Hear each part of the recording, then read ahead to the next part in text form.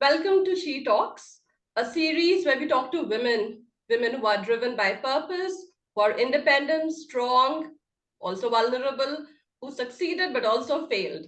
But one thing that's common between all these women is that they all have stories that inspire. Hi, I'm Richa, and I run a venture called She Wealth, which is a financial education platform for women. Through courses, we simplify money matters and make it a joyous and enjoyable experience, particularly for women. She Wealth has initiated a series of talks called She Talks as a podcast where I get to share space and time with women who inspire, women who are independent, who are strong, and then who have and I get to tell their stories and share their stories with a larger audience. Let me welcome my guest today. And I would like to read how she likes to introduce herself. It's interesting. So she says, I'm a research scientist by profession, an entrepreneur by choice, an educator by passion, and a learner by compulsion. We definitely have a lot to uh, deep dive into and see how her journey has been. So please welcome Sonali Dasgupta, who is the founder of STEMonsters. We get to understand what STEMmonster does and how Sonali herself has navigated her life and career to getting to this point. So, Sonali, welcome. Thank you very much, Richa, for that wonderful introduction. I never realized that I've written that. I believe it's on my LinkedIn profile. Yes. When you say it out aloud, it real definitely seems much nicer than when I would have written it down. So thank you very much for that gracious introduction, and happy to be here to share my story. Great.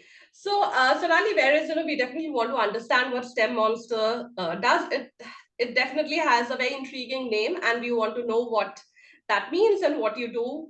But let's first, start from the very beginning. Maybe the beginning of you, and take us back to your childhood and tell us where you were growing up, what you were doing as a kid, because we also want to trace your journey and see how you reached where you reached, because people who watch this or listen to this, they could be at different life stages, and you never know what would resonate with who, and at what point you would touch a chord with somebody. So where were you growing up, where were you born? Okay, I have a pretty, what I consider a pretty in, interesting but not exciting growing up days. My parents emigrated from West Bengal, so I actually spent the first 10 years of my life in a remote town called Sonipat in Haryana. Not many people know about that.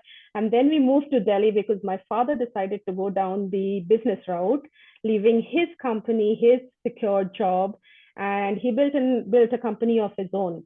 So my growing up years from primary up until my PhD was actually in Delhi. So that's how I spent my time. It was a big change coming from a small town in Sonipat to a big metro like Delhi. However, having said that, How old were you when you moved to I Delhi? was 10 when I moved to Delhi.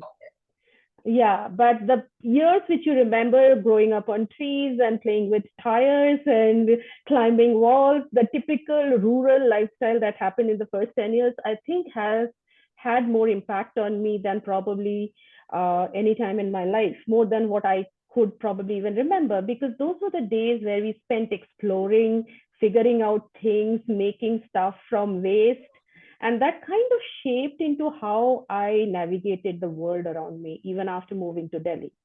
Yeah, it's strange how certain things, we don't even realize, but then our very formative years really, in some way they come back to us. Maybe there's skills we develop, or maybe there's a certain world that we see, and then we start to, so that becomes our reference point for a lot of things later in life.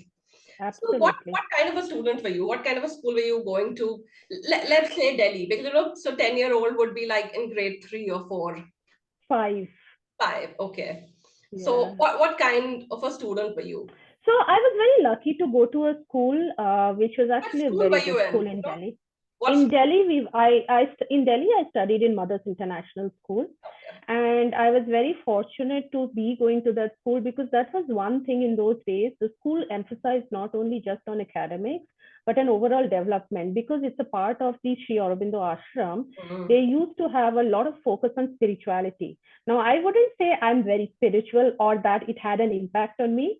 However, what I still realized is that the kind of people I met as friends during those times, we resonated very well on each other's goals, ambitions, supporting each other, and also the fact that somewhere down the line, the focus always in the school was on achieving something rather than on monetary benefits or winning in the rat race, which unfortunately many of the children get caught in.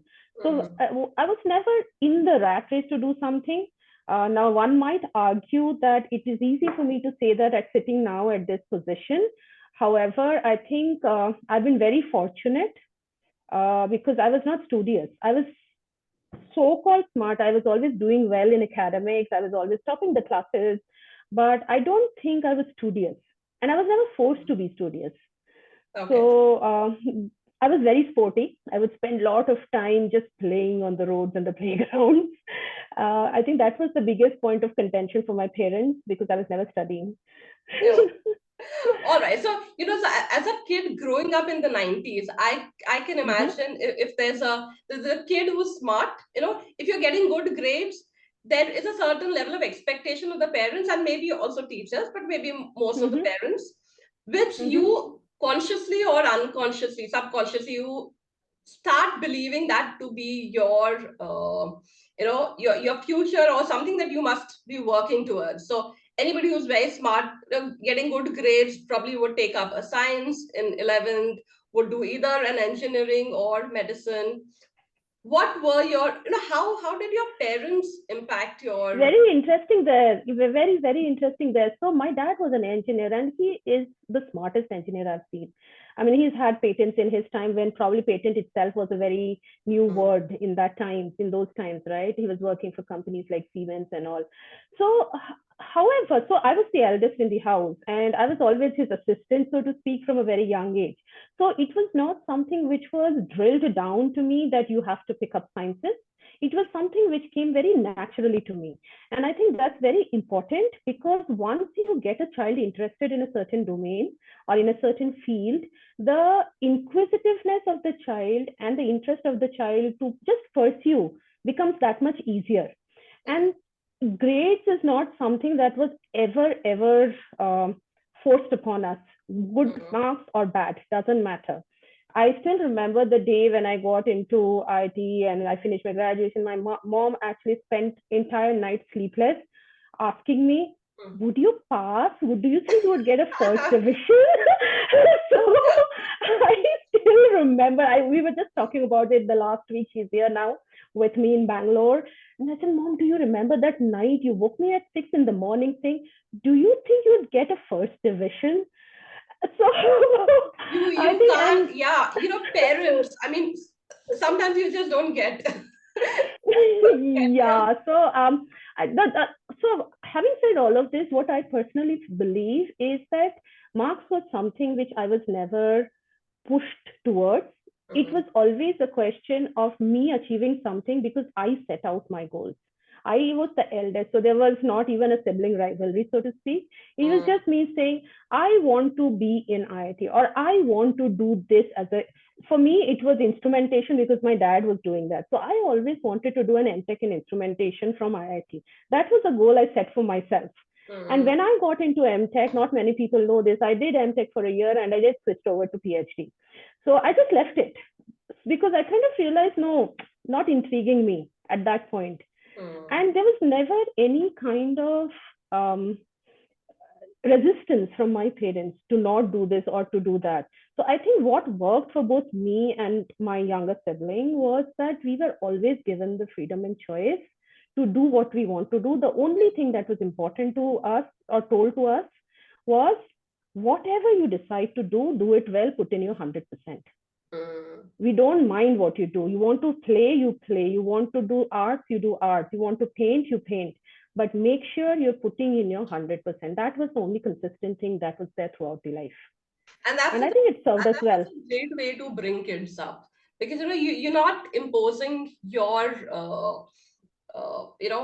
maybe your choices on them. You're just exposing them to the world and allow them to just make their own choices. And Yes. yeah, well, excel at whatever you choose, but then you're free to choose anything. So Yeah, and the excellence is not a level where you are being compared to the girl next door or the boy next door. mm, The excellence is also with yourself. Like I tell my kid or my kids at STEMonsters, you don't have to do better than the boy in your class. You yeah. have to do better than yourself in your previous exam. Mm, That's it. And it doesn't have to be an exam. When I say exam, it's just anything that you've done and you want to see what you have achieved.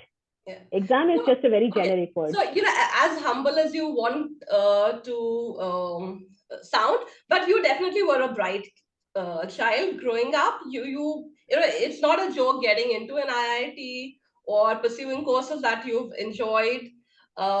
Definitely, it takes something to do MTech or to do whatever. You also went to Delhi University for your college, so you've clearly always also proven yourself worthy of all the freedom of choice that was given to you. So it's not like you did not turn out well, of course. Now, so what did you do after that? Once you were done with college, did you immediately get into a PhD, or did you work for a while? So the what happened? So it was interesting And what what happened in what our time. actually, so it's not so much about the educational journey, but what were you chasing Achieve. in your head? Where did you want to reach with all of that education? So for me, as I said, my dad was a very smart engineer, and for me, it was always like I want to be this smart kid, and I was never like we were never treated like girls versus boys. I was the eldest kid. I was meant to take up the responsibility of the family. So it was always like I want to have a place where I earn enough to be able to support my family, financially independent. At the same time, I want to do something to the best of my capabilities, which gets recognized. Now, of course, science was a natural choice. As I said, I always grew up being my dad's assistant in soldering the capacitors in a CCTV. And those times we used to have the CRT TVs, right? So that was always the thing. So even while doing, so my school, Mothers International, was on the road opposite IIT-Delhi. So it was across the street. Yeah. IIT-Delhi was across the street to my school. So for me, it was like always a reminder, I have to get across the street. Uh-huh. It was always that. Now, even if that meant we still laugh. I told my mom, even if I have to become a office peon to get into there, I will do enough to be able to get that job and get into IIT. That the whole charm and the whole smarts in IIT, somehow I was fascinated by it.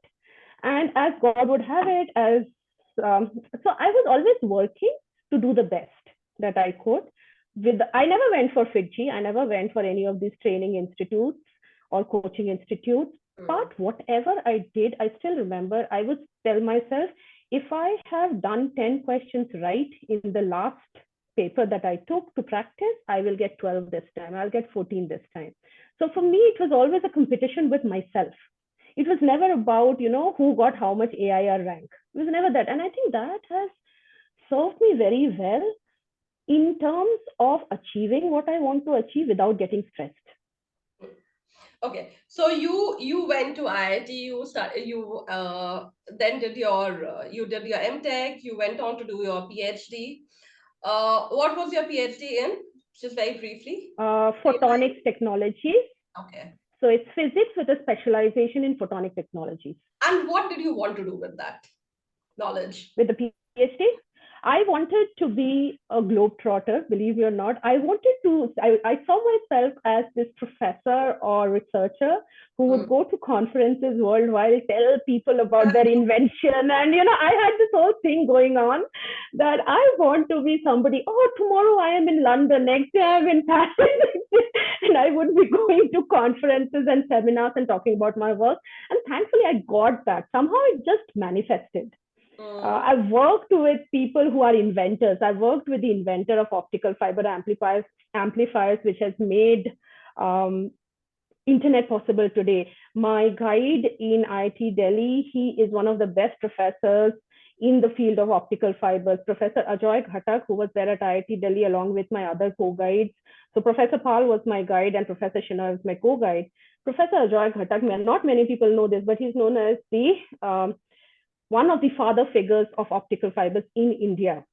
Yeah. So I mean, I somehow it all manifested, and I was very fortunate to be surrounded by these wonderful, smart professors who just inspired me. And it's been very natural. And what I see nowadays is actually this: we don't have role models.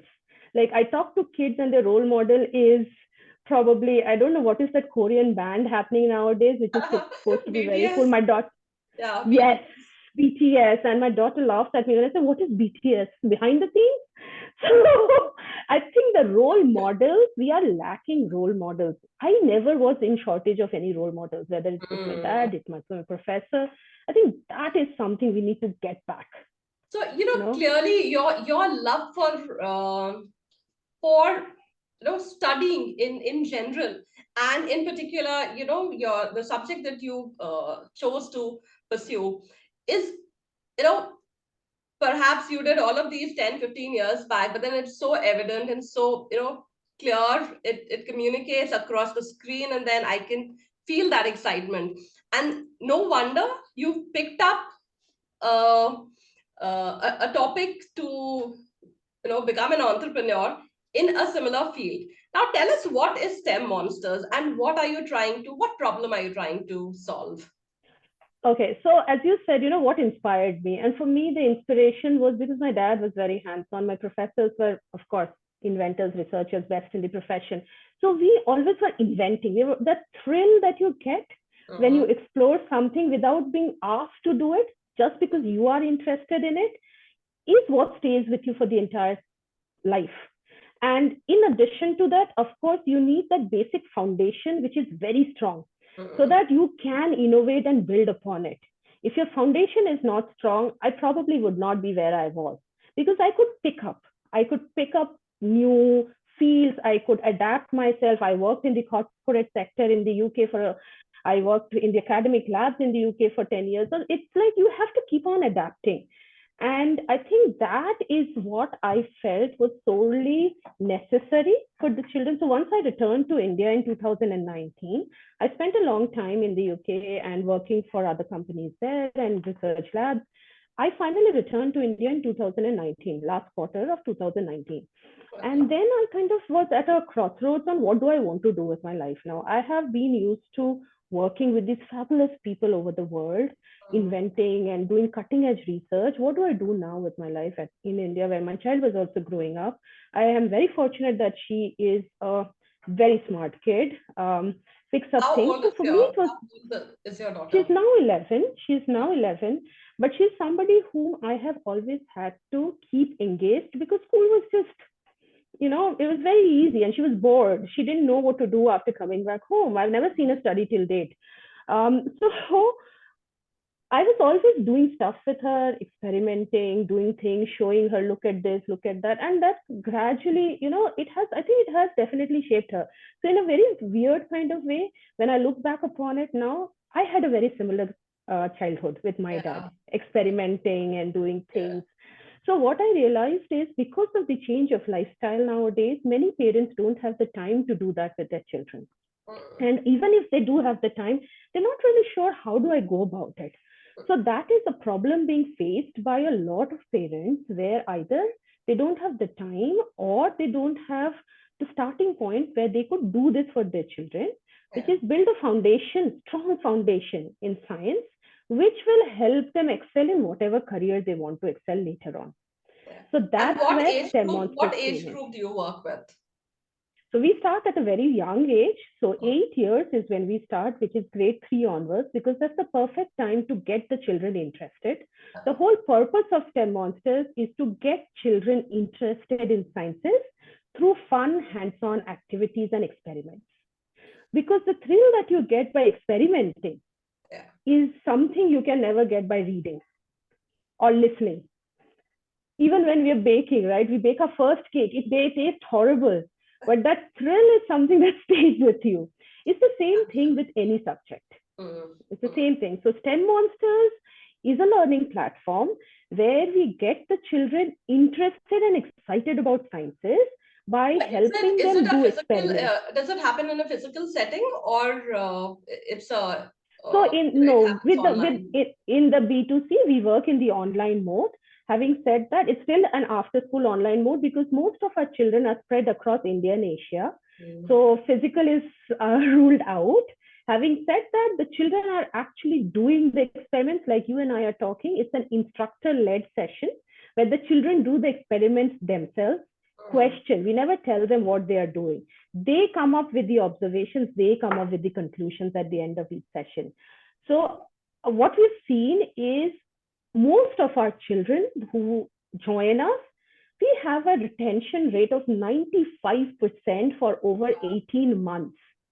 Wow. Which is and our so I have had children who joined us in grade 4 are going to grade 8 now. And they have been with us week on week. And when I ask the parents, why is it that you want to continue for so long? They're going to school. A lot of parents ask, new parents before they have tried it out.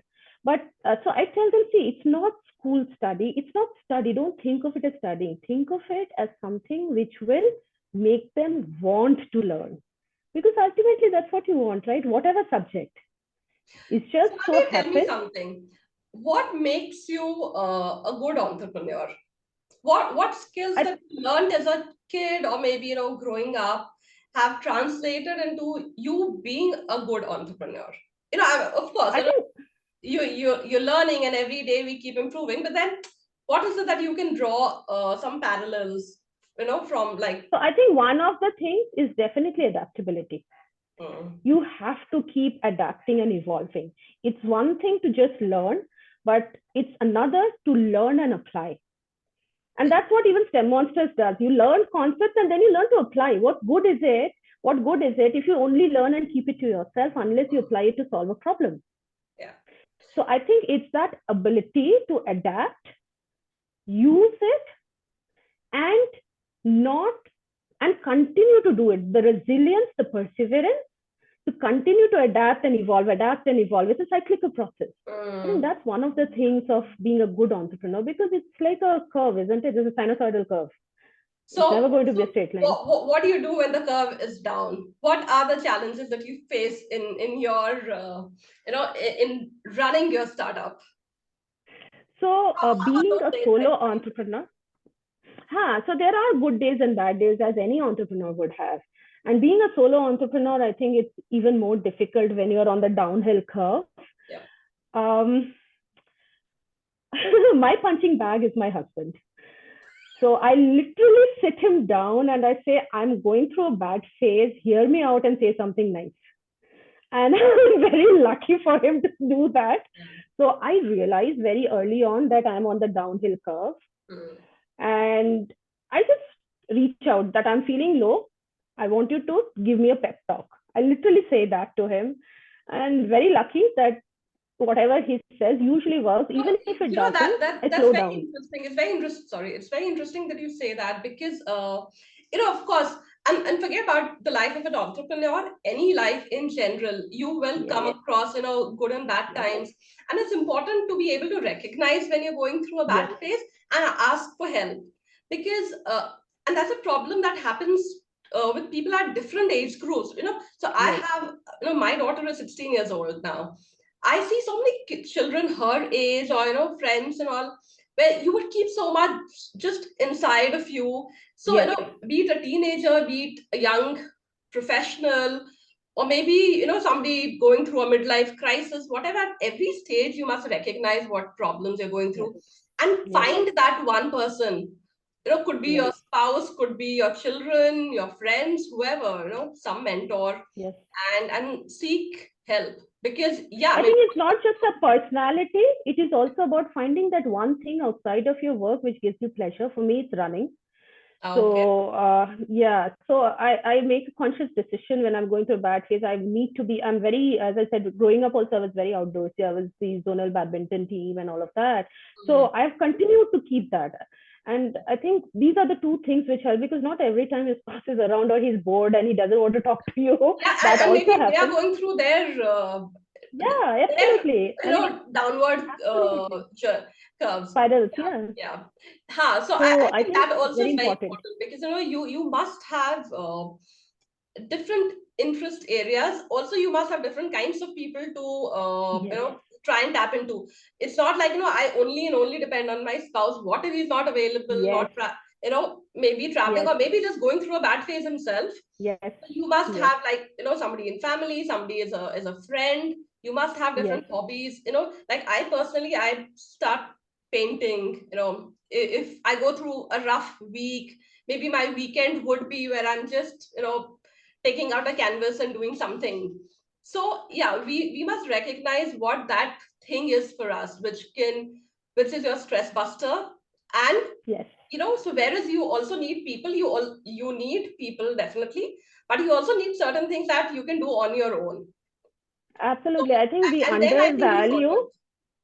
I think we undervalue the need for having a hobby. Mm, Having spent a significant amount of time in Europe, I that is one thing I realized, that we undermine having a hobby in children, which I continuously keep stressing on my children at STEMonsters. Have a hobby.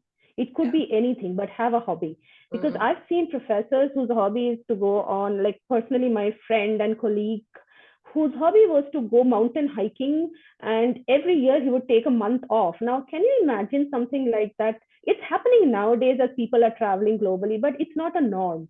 You yeah. ask anybody, what's your hobby? Anything could be. No, pursue a hobby. It's Mm, worth it, you yes. know? Yes. So, and it has to be drilled in the children from a very young age so that they are able to take control of it and Mm, understand, recognize what that is. yeah. Yeah. I mean, it's so important to invest in your own self, which now brings me to the keyword invest, because that Yep, so Nali, you're an independent woman. You run your own business. Do you manage your own money? absolutely. Yes. And others as well. And others. How wonderful. How wonderful. All Hmm. right. So, we'll move to this quick segment where we'll have quick questions, and I would expect your answers to be quick and crisp, just so we understand your relationship with money.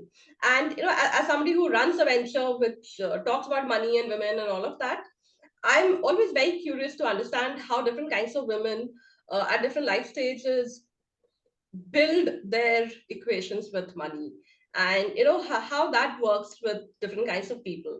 So it just opens up my worldview and tells me the different kinds of women who are motivated by different things.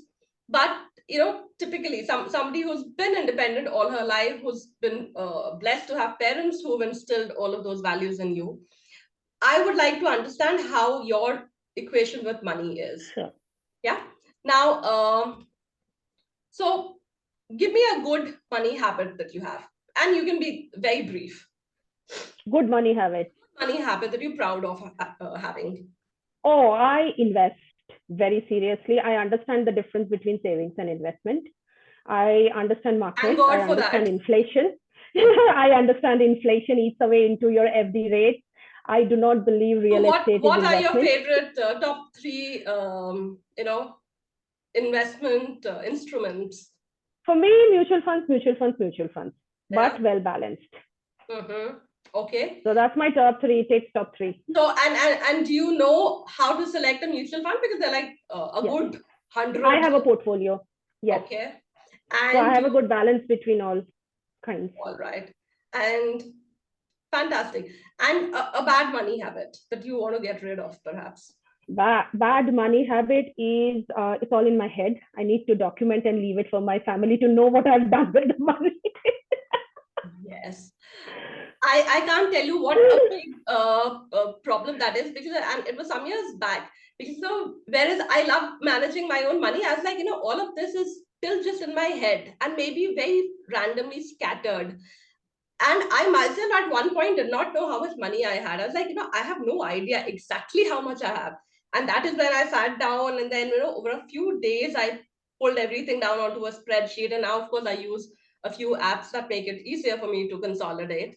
But yeah, it's very important to have a view of So your like now camps and all of that has made it much easier to have everything in one place. However, I still need to, I think that's what is lacking. And thank you for bringing it up. I need to write down username passwords for everybody's account because I have like 5, 6 accounts. So I absolutely. So I have this Excel where I have literally, everything that I have, how to access that. And, Yes.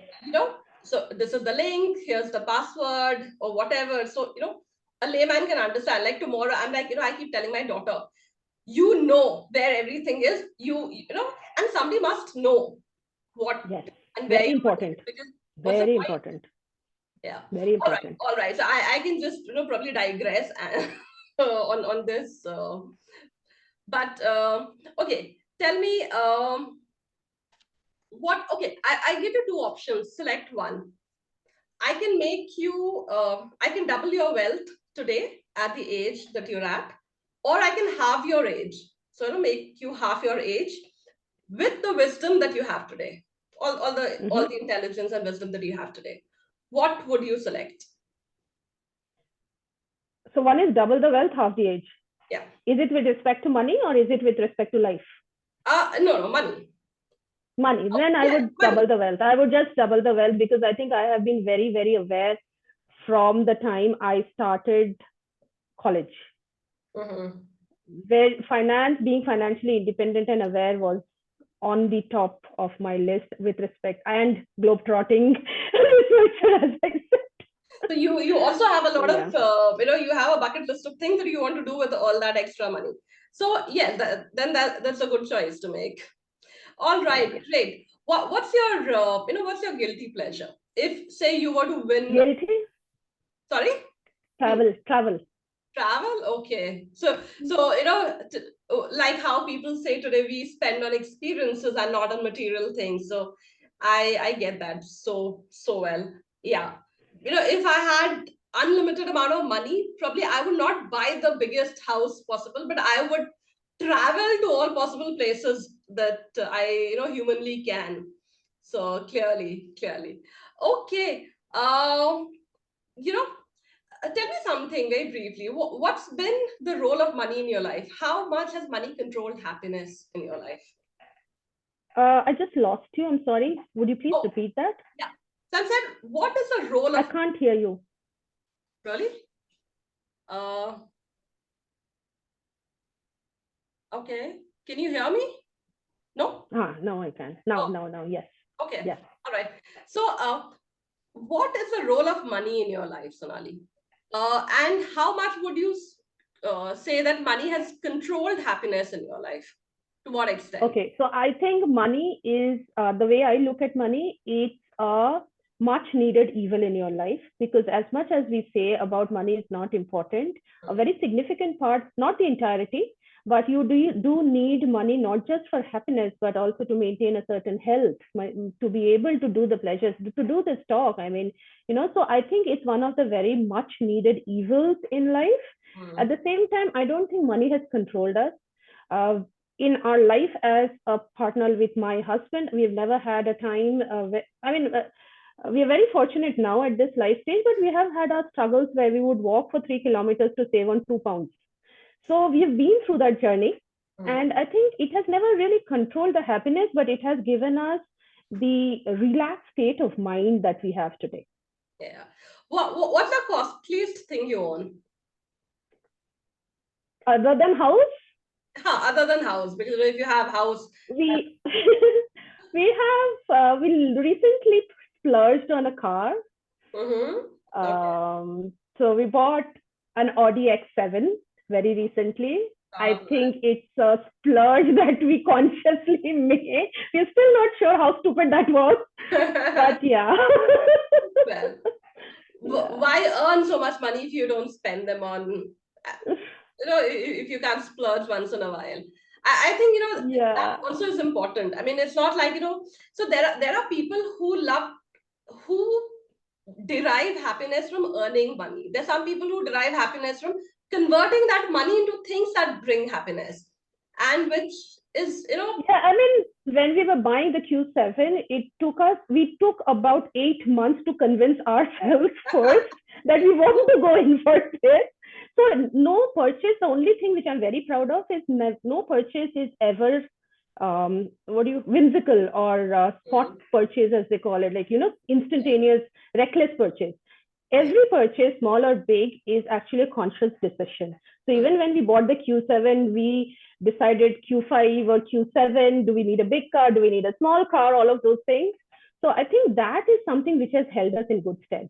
Yeah, yeah. So it's, yeah, that's a good lesson to take from there. You splurge, but then you be mindful of what you're splurging on. It's Hmm. okay to, Hmm. indulge yourself every once in a while, but be aware of, the choices that you're making, and at what cost are you getting to Yes. indulge, Yes. if there is a cost that you're paying.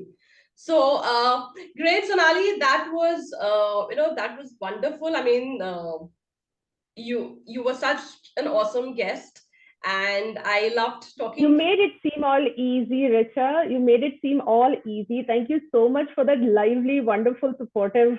questioning. Absolutely. We no, it you always take energy from people that you're surrounded with. So it says a lot about the kind of person you are yourself.